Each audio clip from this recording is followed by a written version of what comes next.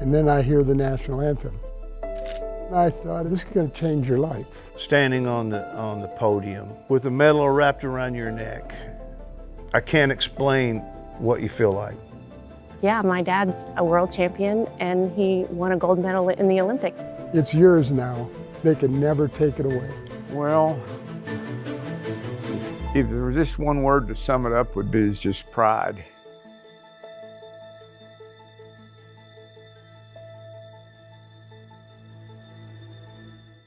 In 1972, when he returned home, if you didn't know Wayne Wells, I think you quickly found out. He had a parade, we got to meet him, we got to shake hands, we got to touch his Olympic gold medal. It was my first time I visualized that this can happen, you know. And I think the reason is one of our own did it. Wayne Wells, a man among men in a state known for breeding wrestlers. OU's winningest wrestler, a world champion, and undefeated on his run to the 1972 Olympic gold. Now, returning home to a warm welcome from his fellow Oklahomans, when along comes a small, upstart shoe company looking to break into wrestling. Nike. I met this guy that was a Nike salesman. He was a nice guy and he loved wrestling. He introduced me to Phil Knight, back when Phil Knight was still making shoes with waffle irons. And you get approached by Nike to do a wrestling shoe.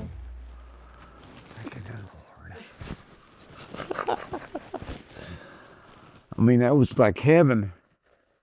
Man, somebody wants to pay me for wearing a wrestling shoe? You know, my son loves Nike. He has a collection of Nike shoes. And when he learned that, I mean, I thought his head was going to explode because that is literally the coolest thing I've ever heard. If you get a pair of athletic shoes out of a tournament, you're in good shot. You'd really hit the jackpot. I mean, we grew up with, you know, Jordans and now LeBrons and Kobe's and all the things. So to have your dad's name kind of loosely tied into that signature shoe culture is pretty cool. This guy had one of the first big endorsements with Nike and making a shoe, a wrestling shoe after him, you know, and so, wow, I mean, unreal.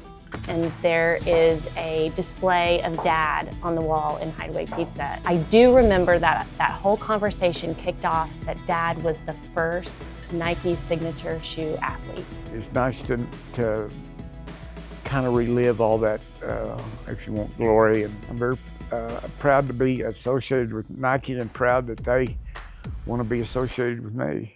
Wayne Wells was not just the face of Nike's first wrestling shoe. He was Nike's first ever signature athlete. Before there were names like Jordan, Serena, Ronaldo, there was Wayne. But Wayne himself was not one for the limelight. He, in Oklahoma fashion, was a rancher at heart. Life's been good. Life on a farm or ranch is even better.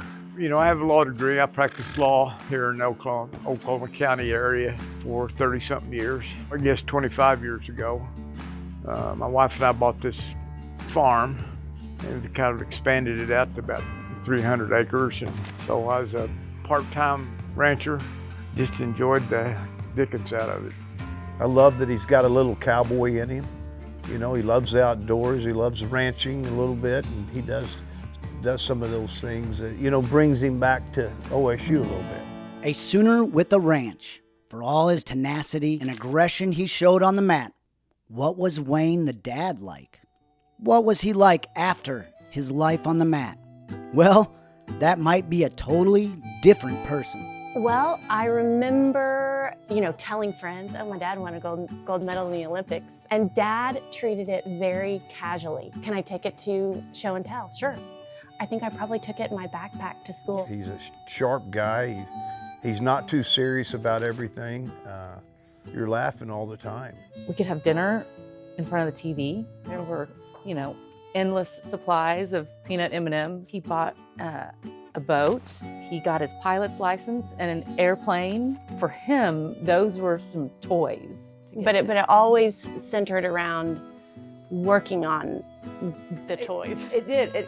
And right, at the same time, it provided him the opportunity to, oh, the boat broke down. Where's Dad? He's down at the dock working on the boat. You know, long-standing memory that, you know, colors my entire childhood is the aches and the pains and the injuries. I have asked him, is it worth it, Dad? If you go back and change it and do it all again? And he looked at me and he said, absolutely. Yeah. Absolutely. What does a humble man desire who has reached the pinnacle of sport but searches not for the spotlight? Is it freedom from the tireless pursuit of greatness? Is it to create memories with the next generation? Building a family and leaving a legacy? What even is a legacy?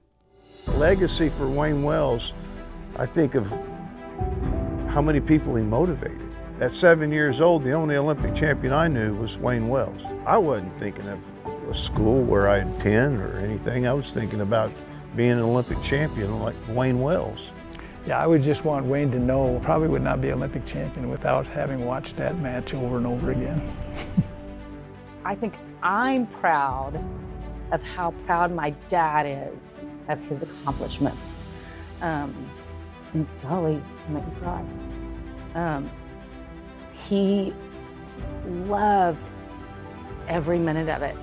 You know, the medal's wonderful to have, but man, when you motivate a generation of kids, and when I say a generation of kids, you know, thousands, that's legacy. He is a competitor and a winner. That's what he wants to be, and he did it. If there's one thing I would like to be remembered for, was I was a hard worker, did what I was supposed to do. Wayne Wells imprinted a legacy on Oklahoma and in the sport of wrestling